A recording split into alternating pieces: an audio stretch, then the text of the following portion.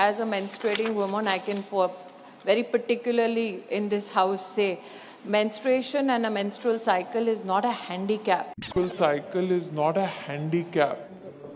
तो ये था कहना हमारी यूनियन मिनिस्टर का राज्यसभा में।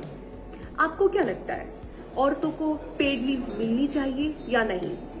आइए चलते हैं कुछ लोगों के पास, जानते हैं उनसे उनका point of view.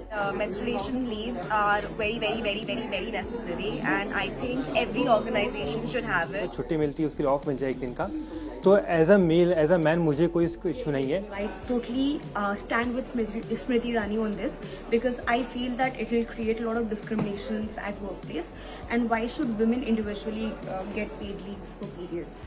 No uterus, no opinion. एक आदमी होने के बावजूद मैं समझता हूँ कि वो गलत कह रही है, क्योंकि हम लोग अपनी पोजीशन में रह के ये समझ नहीं सकते हैं कि एक लेडी कैसा फील कर रही है while she is going through that particular time.